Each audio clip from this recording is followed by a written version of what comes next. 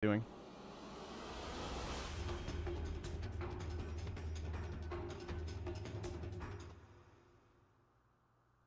Probably gonna be a lot of jungling for the old Tide.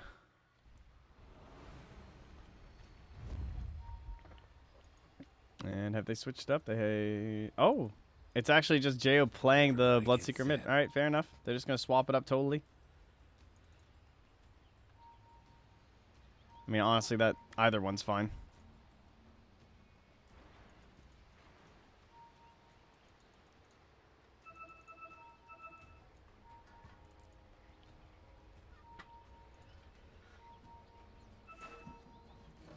Gonna get a bit aggressive here, maybe? Bocarino? No, he had his ward. There's gonna be me like, nah, you're gonna have to get out of here. Where on earth is he gonna place this? Oh, see, this is sneaky. Oh, don't place that. Don't be insane. You're crazy. Did he just try and... Oh, okay, wait. Whoa. He had the ward, right? Okay, so he... If I'm not mistaken, Bocarino was holding the ward a second ago when he first walked up here, right? And then he walks back, and then he gives the ward to the Lich, and then he walks up to this cliff, hoping that they wouldn't have seen the fact that he had been walking here without the ward, maybe? And so they think the ward's up on that cliff? I'm not sure. It kind of looked like he was trying to fake a ward plant there. But while he was doing that initial walk up here holding the Observer ward, there was someone over here placing this sentry into block. They might have seen it with this Observer ward. I'm not sure what path he took to place this sentry. Who placed it? Oh, I can't tell anymore. Used to be able to. Well, it should be interesting. Clearly they missed... oh, they just placed one. They missed. They went for it. Haha! Wrecked, nerds. Jebaited. They got him. They faked him out for the sentry. See, this is why you get Trent on the mic, guys. Because I'm always going to find these ward plays. This was my shit. This was my job, you know. I had to figure out all these warding shenanigans from teams. Look at the things you'll learn. You'll miss first bloods. You'll miss every kill. But I'll be damned if I don't give you all the deets on these wards. All right, let's get our hacks back up for the cameras. Oh, God, I hope I haven't messed up an overlay or anything. Okay, everything's good. I have not looked at the preview for a little bit. We're on 5-minute delay, so whew. Close one. But everything looks fine. And, oh, look, the score is even right up top. Good work, admin. You're the best. Last hits and denies.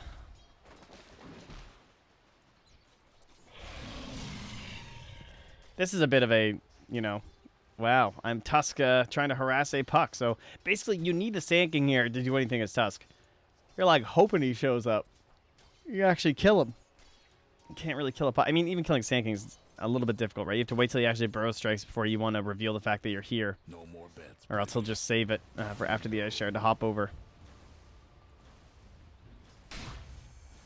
Teach them your quiet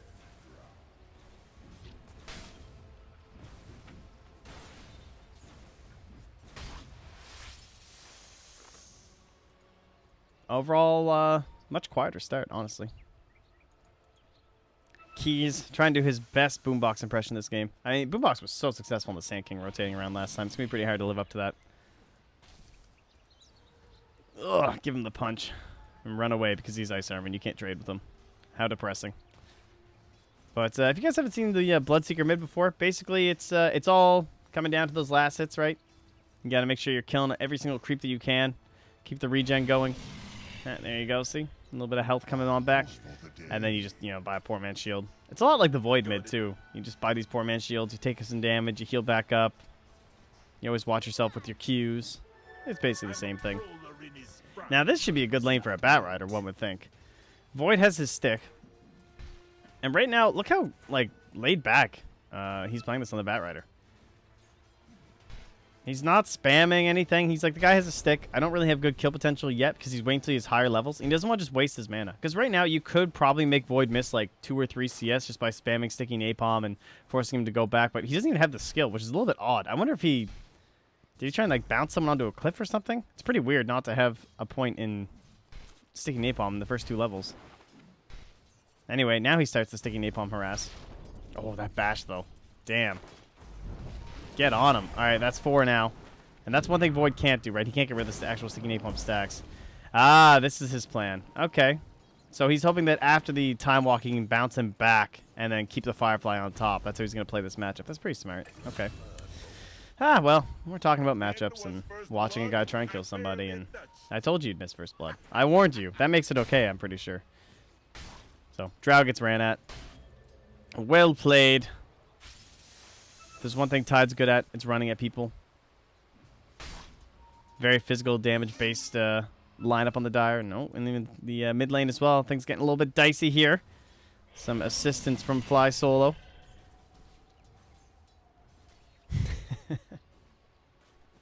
But man, did we ever talk the shit out of that ward up top, guys? I mean, I just want you to remember. Oh, jeez. Clarity now rolling over here onto Boombox as he hangs around here. Maybe hoping someone will press up a bit too much onto this Tide Hunter.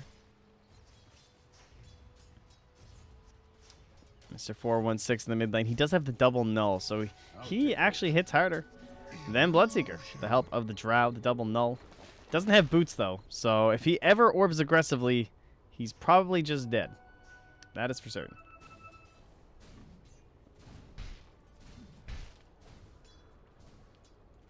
Lasset's looking some good. For both heroes in the mid lane, honestly. I mean, 26 and 21. Big disparity would be the 8 CS difference between the Void and the Drow. And that just comes from the fact that they've had some really good ward coverage up top. They've been blocking a lot. Tusk has been rotating up here. Oh, come on. We just left here. What happened? Well, he orbed aggressively, but clearly Jo was too low and he just died. Ugh. These guys are both just playing at like 20% HP. Courier gets hasted and escapes from Boombox. I can't win. I just can't. You know? Depressing. Alright, Orb's still on cooldown for 2 more seconds. He should be okay here, I think. Orb's that. Oh, no! Oh, he doesn't have phase shift, does he? Because he went 3. Yeah, he went 3-2. So increases kill potential, allowed him to kill the Bloodseeker, but he couldn't phase shift the Ice Shards because he hadn't taken a point in it yet. The problem is when you're not against a ranged hero, like the phase shift isn't of a lot of value. He's not going to take an early blood, right? So phase shift doesn't actually help you in the lane against just the Bloodseeker. So in that sense, there's no reason to have it. But when the rotation comes through from the Tusk, that's where you might be hoping you had it. But he might never have gotten that kill in the first place if he didn't have 3-2. So it's the risks in the trades that you make. And he'll go down for us. So we're 1 out of 3 guys on the scene kills. You're welcome. Mid lane looks like the bottom lane is a little bit rough, so Batrider's going to try and make a play here onto Jo, and oh, he's actually oh, there's a Batrider in my lane. Hello. It won't last much longer.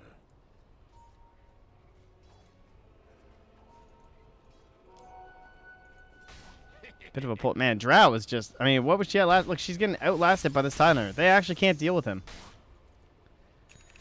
Largely, this has become because of the Lich. Like, I don't want to talk up Tidehunter like he's the greatest hero ever. I do love this hero. I think he's fantastic. I think he's super fun to play. But he's super scary, right? Like, he doesn't even have to take, like, max points in Kraken Shell or anything because he's a stupid Lich on his team. So he even has the gush to play aggressively on the Drow. He's about to hit 6. There's not really much pacing can do. All right, mid lane. Things are happening. Man, that positioning from Boombox. He was ready 100% before the orb was going to go and the jump, but he might have been a bit too aggressive because the Boombox impression is working. Keys has become the new Boombox, but it's a 2-man Chrono now coming in. They don't have the blood right, though, because he's level 6. He needs skilled up in the lane. That means they're only going to get 1 kill. Won't be able to turn it into 2 with the silence onto the puck, so escape mechanisms are still there and ready. And it just ends up being a, well, support for a support. So they're jacking up the mid laners, a little bit of gold. 2 more gold goes to the Bloodseeker. Oh, God. GG. That's over. That's just too much of a lead for one hero. I don't know how the Dire are ever going to recover. Top lane. This ward, money. Spotting out all of these supports. Is trying to be aggressive up top. And, well, that's why Payson's back here just pulling his own lane. A little bit depressing. Yeah, get that last hit. Oh, get it. Get him. Yeah, rich. 22 gold. Oh, give me another one. Woo! And the last one. Cha-ching. Wow. Payson, God. Bottom lane, lasso there. Silence. And the stun. Stacking it all up. Is he going to get the Q off? He goes for the time dilation first. Jesus, good thing he doesn't have a last word. Man, the sense from RML for the fact that he's not going to get last worded there and he can use W and Q. That was pretty sick. Now the save from Jo. Stops chasing the Sand King. He'll get forced out, and they're going to try and turn it on to the Batrider, but I don't think they can. There could be a rotation from the Tidehunter. Yeah, he's got the Ravages coming through, but can't catch anyone else. Obviously, you know, it's decent range, but it ain't that fast. Science will grab the DD.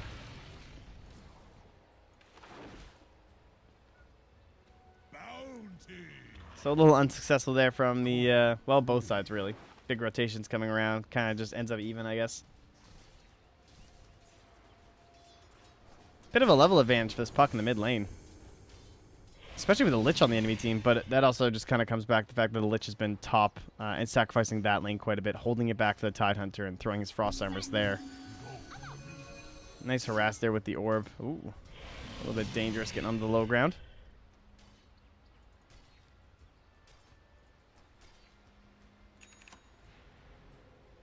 Top lane, they want to use this Ravage. And they could go for a snowball play. Oh, the tree is cut, though. And Moobox is just like, are you serious? I mean, look at the range on Snowball. What an ability. He's a medallion already.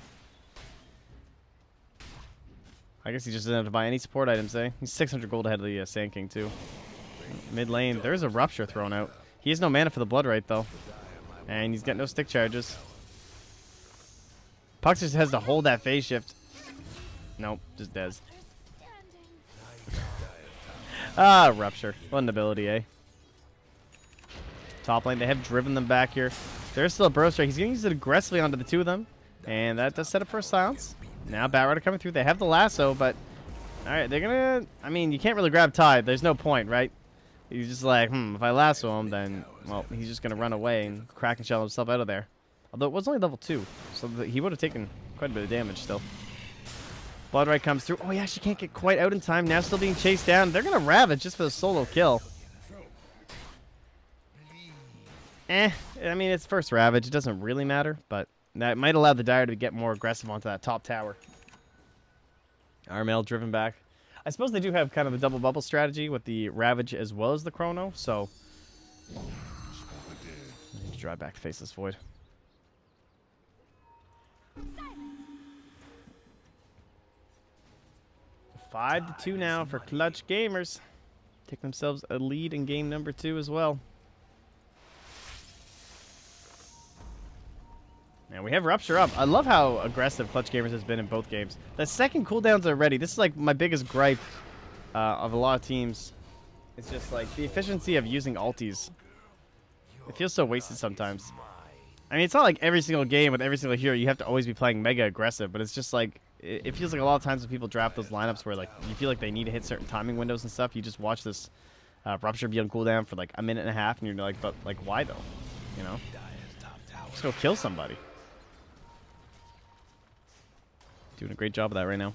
You get nothing. I'll take your tribute. Illusion. And we're smoking up here, boys. Let's go. Who's the catch? Who's the dream this game? Is it our Mel? Well, probably. Dire Vision. Doop, doop, doop, doop. It's daytime. Bat Rider. Blind as a bat that he rides upon. They're not going to find the Void. He does pick up his Mask Madness as well, so... The farm for Armel should be quite good this game. Won't be up to JO levels. Well, maybe it will be. He's now top of the chart. Felt like JO just had a really easy game last time, but not so easy now. Grabbed, stunned, perfectly chained into the lasso. Orb flies through and dead. Rotation from Armel. He can come in Chrono, but he doesn't have that much damage. They need the rotations coming to the tier 1. They're actually coming close enough that the help can come. The Lich is coming. He's got the ulti, but it's only one hero inside the Chrono. And they need this puck. He's going up near the Silencer. Dreamcoil there to slow everyone else down. Silencer holds the high ground, and they're going to get out of here. Rotation's unsuccessful. Cannot avenge the death of Jo. And a great fight for Young Minds. They are going to have the Ravage back soon. And is he actually that close to mech? Wow, he is too. Damn. Yo, that lasted, though. The power of Gush. Tide's such a cool hero. Oh, bottom lane. We'll get back to that in a minute. They're all coming on here. They're going to find Boombox, Bloodbacks. First, as he bleeds all over the floor. Fly Solo also in trouble. Throws at the Chain Frost. Bounce number 1 and 2. Oh, it's coming right back. You're hasted. Get away from me, please. God. So much additional damage. On top of that Bat Rider, he will go down to the Bloodseeker and now being chased down with the trees. It's 4-1-6. But some help there from Keys. Again, there's the Ravage, though. Hits onto 3. They're going to be able to bring down that puck right away. Slipping on into the trees. It's Sand King. It's Armel, though. Give him that time dilation. Slow him on down. Oh, who are you going to give that kill to? Jo. Oh, he's out of there. He doesn't want any sort of a burrow strike from the trees or something like that. And Keys, well, he's got in about 2 seconds, but he's going to use that mana for a TP and head on back to the mid lane. He needs some gold. Papa needs a brand new Blink Dagger.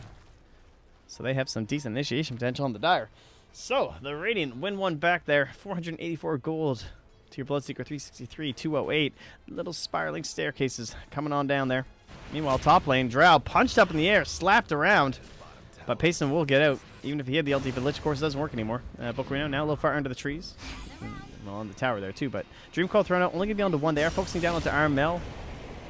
They've got the lasso, they've also got the Blood Ray and the Rupture coming to back them up with the Global Silence to make sure the time walk's not there. There are going to be drums for Jo. Delivered in the heat of battle so he can escape.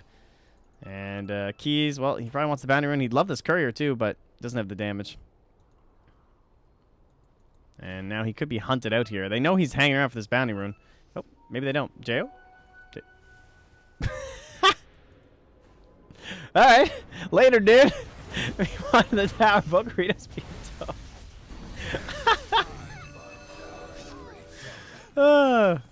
Whew.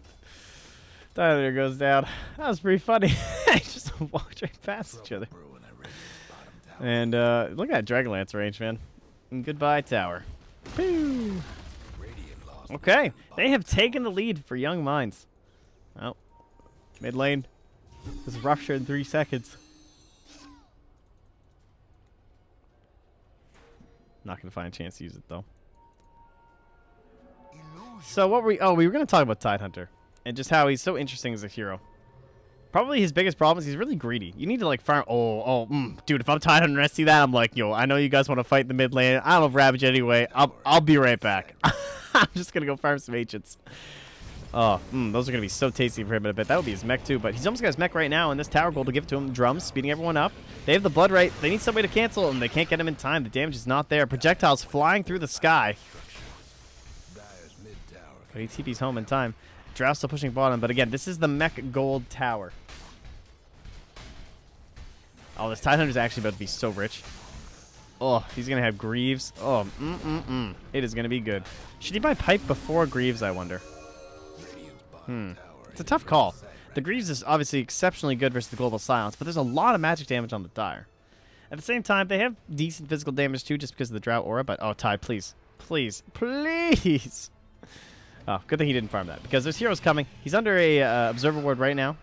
Dire coming through. What's he got? Oh, there's his mech. How handy. He's going to go for Hood into Greaves. I can accept that. Boombox, Snowball. I think he targeted on the Silencer. He did. Comes nice and close to make sure that he doesn't have a lot of travel time. Meanwhile, down bottom, they're going for the draft at the same time. Oh!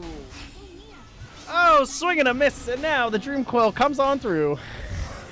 Global Silence is there as well. They're going to go for the grab on top of Jo. And he's only a little bit low, though. Keys needs to find that pick off with the stun. And, oh, he's inside the Chronosphere. Jo, oh, he's not. He was just outside. What a save by him. Oh, my God, that was pixel perfect. I thought he was stuck in there for sure. Blood Knight won't connect though. Puck goes for the phase shift, but he's still ruptured. And again, he can't quite find that distance. My bad. Affirmative. Snowball coming back. He's going, remember me? I went down to start this whole thing, but I am back. And Jo will survive through all of that chaos. A missed Ravage. Wow, that was crazy. That was sick. What a chrono by Arvel.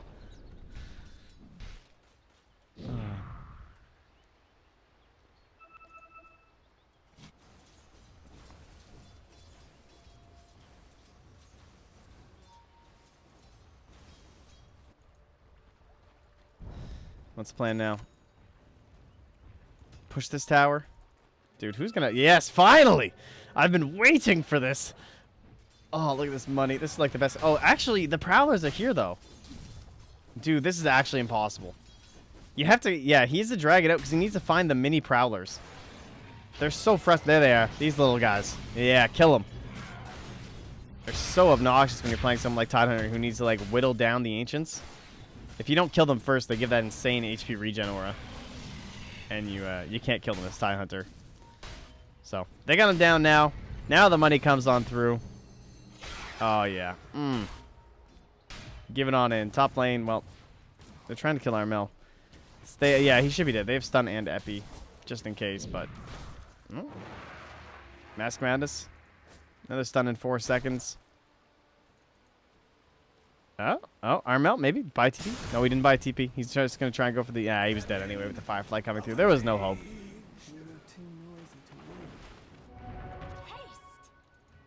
But yes, Havertz, like, that was basically a stack for Hood. He could just buy Hood now. And, well, boot box. I thought maybe he's going to go for a stack, but it's 1820. He's just casually walking up to some mages, just saying hello. He's been pretty chill for a while, eh? He has not progressed very far in terms of his gold. He's been eclipsed by the Sand King. And he just wants the Solar Crest next.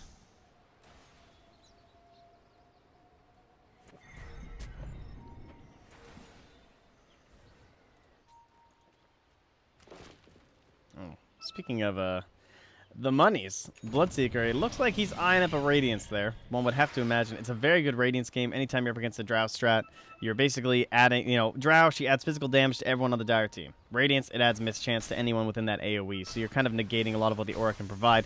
Armel in a great position here, but he's silenced up away from the Mask Madness, means there's no chance of the Chronosphere. Now the Global Silence will come through as well, but there's the Ravage thanks to the Guardian. No, is that Guardian Greaves? Oh, there's Guardian Greaves, you're goddamn right. And that's what allows him to make sure this fight doesn't go 100% the way of the Dire, but I don't think it's enough turnaround. They don't have the damage inside the Chronosphere, but now as it goes away, they're going to grab that puck. The silence still lasts for so long, and he does go down, punched in the air, slowed on down, Bocarino. The Guardian Greaves coming at the perfect moment.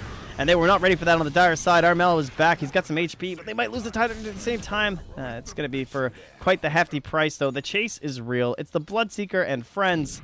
It's going to get slowed down when they actually kill the Silencer, though, and they won't have a chance at EA on the Bat Rider. Oh, that was nice. The Guardian Greaves. Those must have just shown up. Very well done. Like, how much gold did he get from that fight? Oh, he only got 72, actually. He died at the end, but that was slick. Such a sick save. It's too the only bad part of that fight was that Armel couldn't actually capitalize on the Chronosphere himself because he had to run away because he was so low on HP. That was definitely the right call, though. He might have just died like Firefly or something like that if he didn't. So he gets himself out of there, and then it was mostly on Jo to come on in with that Blood Right follow-up too, to combo up with the Chronosphere on top of that puck. And that's why Bloodseeker and Void are so good. Although you can't actually right-click, at least not very easily, when someone's Chronosphered, as when you're playing Bloodseeker, but stacking that Blood Right on top is just so good. And yeah, he's going to go for the Radiance, especially after a fight like that. All kinds of gold pumping into your bank there. And he's going to be a rich boy.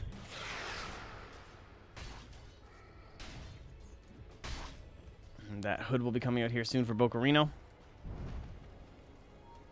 It's a good thing he didn't go for the hood before the Greaves, eh?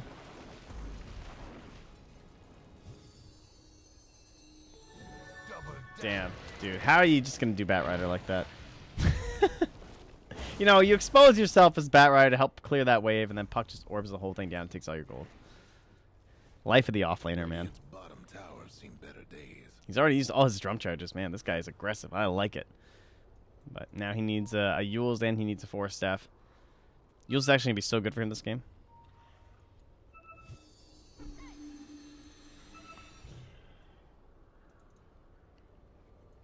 Ah, you guys are on a 5-minute delay. I forgot. I saw you guys flaming Ravage, and I was like, what? But, yeah, when he missed Ravage. This Ravage, though, quite a bit better, though. Am I right? Radiant's mid of course. Could use a hand. So who's going to win this game, guys? I don't know. Whoa! Sorry, I just kicked a plate, my breakfast plate. I had a great breakfast, by the way. It was very nice. It was some leftover chicken and green peppers. Very tasty. Time to push a tower. This is one thing the Dire do exceptionally well, right? I mean, it's a Drow strat. Look at this thing go. Problem is, Ravage is back up, Chrono's back up, and they're scared. They're like, where the hell are those guys? Well, they're smoked up. They're coming for you. There's a line drawn here. That's from the Lich. The green line from the Bat Rider. He thinks they're coming this way, but he's not quite right because they're all right here. The pinks start coming out. Ice Shards forces out the phase shift. Oh, but it stays long enough. The snowball can't come through. They're going to find the punch. Oh, they kind of waste the Chrono, though. It's on top of one Radiant, one Dire hero. They will get the Bat Rider almost. Oh, they can't even get him in time. Now the Lasso's there. They're going to lose. The face is void. Sankin goes down. Bloodseeker silence, but there's not enough control. He still gets out of the Ravage as well. Clips onto 3. Trying to throw some pings on the Dragons. Like, team, I need some help here. Someone rupture this bitch. She does go down, and the orb will fly through the Bloodseeker, so he's going to die as well. Lich TPing out. He should be. Oh, no, they actually get the burst in time thanks to the Veil. Tidehunter not going to be silenced or stunned up, though. So he does go down. And that is a great fight for the Dire team. Look at that gold for Puck. Oh, 1,042, 2,755 experience. And, well, he earned it with all that damage as well. That was the Radiant getting aggressive, and that was a bit of a choke on the Chrono, to be honest. Not good enough to win those engagements. But he was hoping there'd be enough follow-up there, too. And it's tough, right? I mean, you're fighting into a lot of difficult situations here.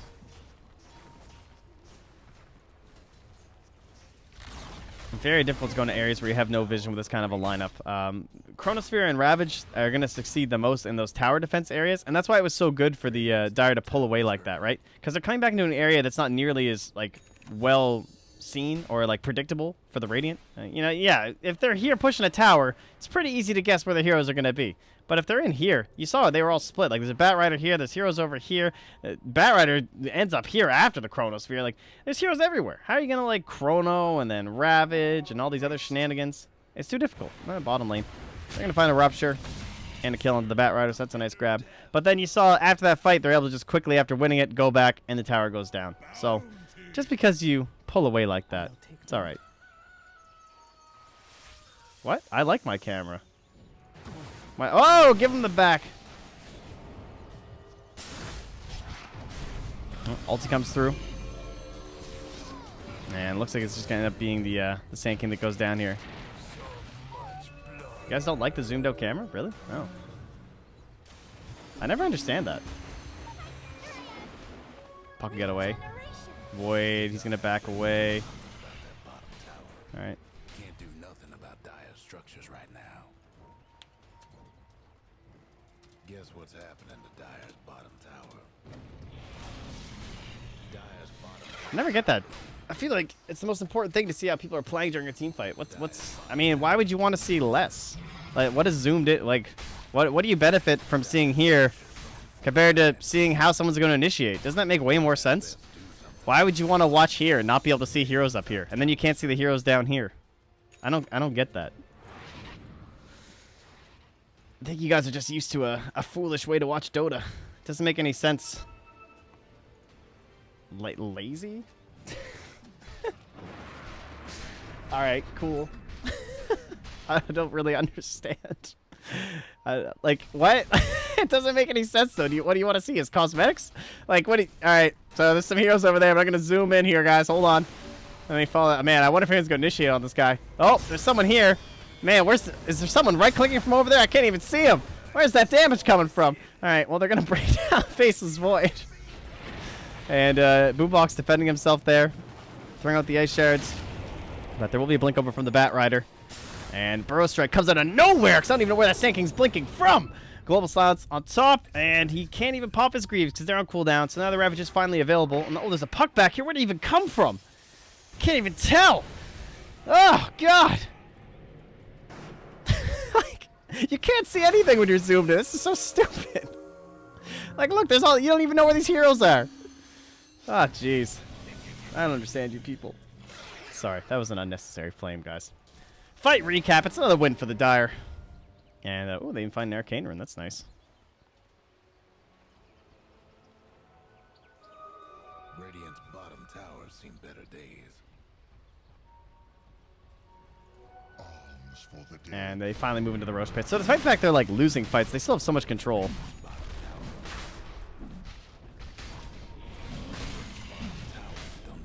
Oh, pump away some damage. But again, it's like, yeah, you lost that fight, but they know Global's down, right? How are they going to contest this? They can throw in a Flame Break and stuff, but still a pretty easy grab for the Radiant. That's pretty cool. You see him snowballing like that, to, like, stun anyone that blinked in right there, but two of them do come in. They're going to get ravaged. Now the counter initiation from the puck. Silence on top of 4 with the Dream Coil as well, but Jo, he's not silenced, and he's still swinging through people. 2 kills already going down, and they're all stuck inside, but there's no more AoE damage really to pump out here from the Dire side, so they're going to be all right.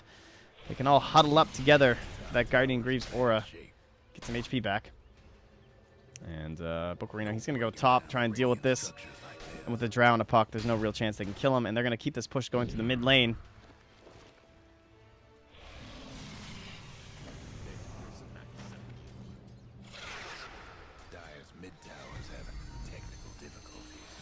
I don't think they can fully grab this tower. The D push is definitely a lot better for Young Minds this game. Actually, it's not that much better, but at least they have puck. Strong hero. Dire's mid tower won't last much longer. Hope the Dire weren't partial to that mid tower. Illusion. Gold for me. Who's holding the Aegis anyway? Did they lose it? No, it's still on top of Jo. All right, perfect. Didn't think they did. I'll take your troop. All right, BKB done as well. This is probably where that whole draft strat starts to fall down a little bit. Got it.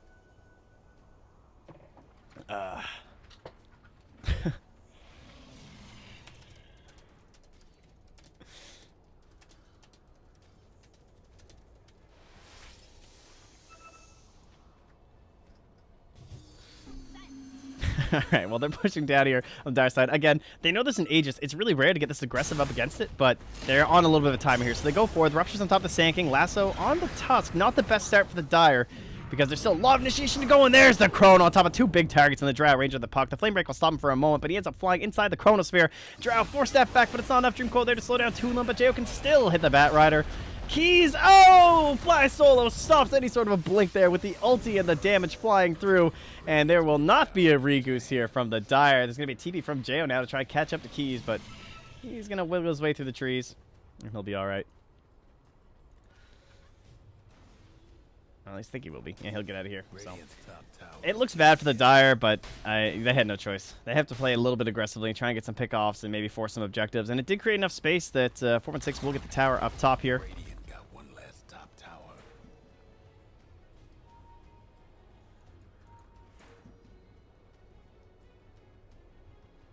I think the Radiant have a very good chance of winning this. I would say like 70% chance the Radiant win this game at this point.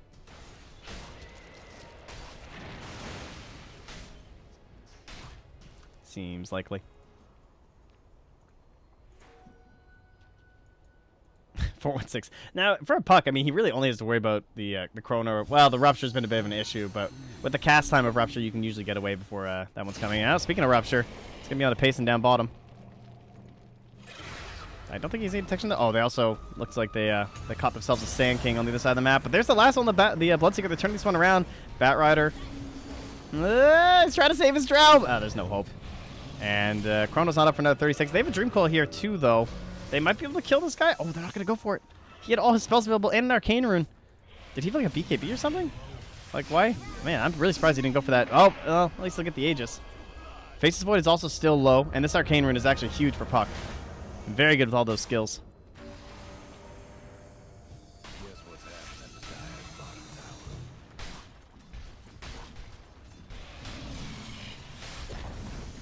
Time to push up.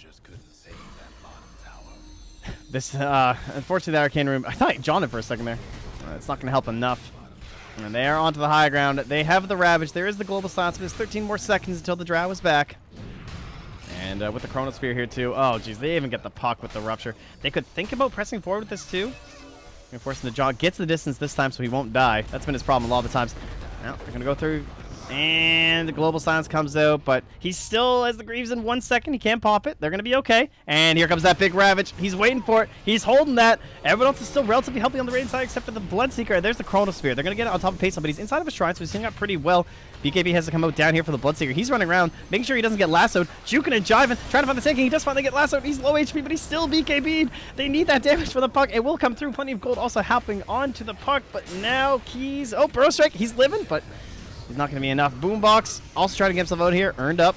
Puck orbing off to our left here. Now they're chasing after this Bat Rider. Looks like Silencer's also running up here through the rear trying to help out his team, but he's going to have to reverse right away, head back into the base because that's a bit of a scary spot to be.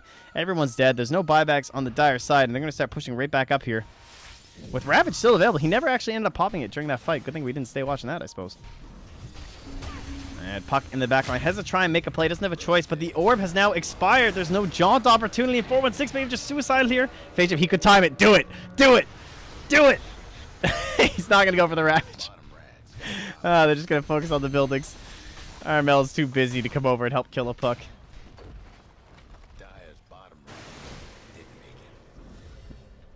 And, no, they're just going to walk themselves away. This is so obnoxious. The stupid Puck is just following you.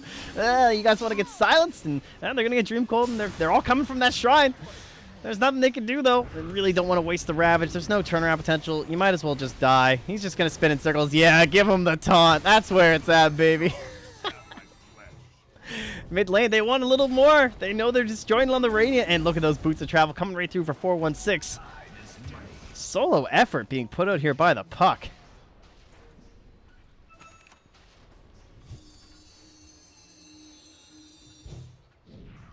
And, well, the question is, will it be enough? If they can at least turn this into a tier 2, it would be nice. Radiant's mid Pew! Radiant's mid tower. They're feeling it. They're looking for the high ground. Got an epicenter. Got a burrow. One quick kill. What's our buyback radiant status? The Void and the Bloodseeker both have one. So I don't think there's any sort of a GG potential here, but getting a counter rat. Oh, that's a 4-man chrono. How much damage is it going to be, though? Only really enough onto the puck. He does get him in time. That's actually pretty huge. And Snowball now flying through. We'll catch the Bat Rider. And oh, Icarus, my son, you have flown far too close to the sun. And Armel will chase down the Silencer. Again, it's another case of they have to make some greedy plays here to try and win this game because it's going to be very difficult, but ooh, she don't look dirty.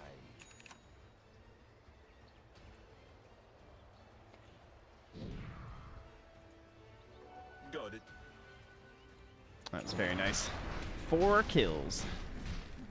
And I guess now we'll probably just end up waiting for Roche before they really make another big aggressive move. They can definitely take this tier 2 at some point if they want. And, oh, a hunt. They have some vision. It just expired on the high ground, but they still know exactly where she is. I don't think they have a gem, though. No, it doesn't look like it. Arcane mystery.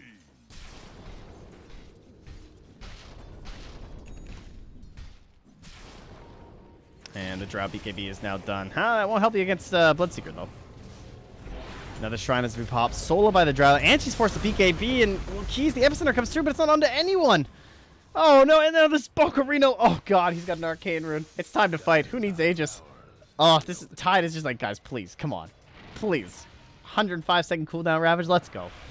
No, he's not going to find it. Dire's top tower's getting beat down. Dire's got one last top tower. All right. I'm going to go Roche now. All right, get the Shrine first. Good call. Good call. Good thinking, guys.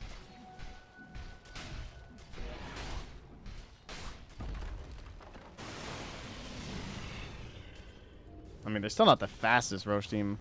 The Solar Crest is nice, but it doesn't matter. Like, honestly, it's pretty difficult to fight. They have to global, and then after the Greaves comes, Puck has to blink in, silence, and then, like, basically hope they can try and steal the Aegis. And even if they stole the Aegis, I don't think they'd win this game. It's another uphill battle. It's Payson trying to put the team on his back once more, but if he couldn't do it on an Anti-Mage, it's going to be pretty difficult to do it on a Drow. That is for sure. Some big Radiant creeps pushing down that bottom lane.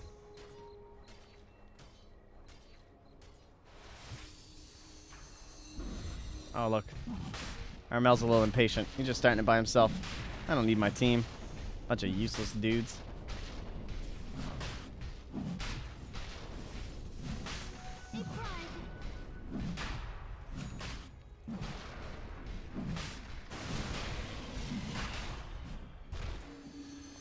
Again, 4-1-6, do what he can. I think he's played very well this game.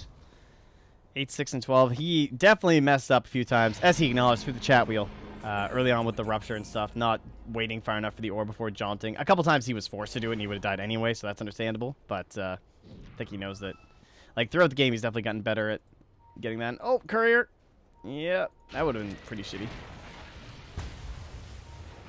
Oh, Puck's going to grab it. Although everything was delivered, and it's a good thing because it was the gem. Pretty big deal. He's getting close to that level 25. He might be able to find himself a solo kill here. I don't know. This is a pretty tough grab, honestly.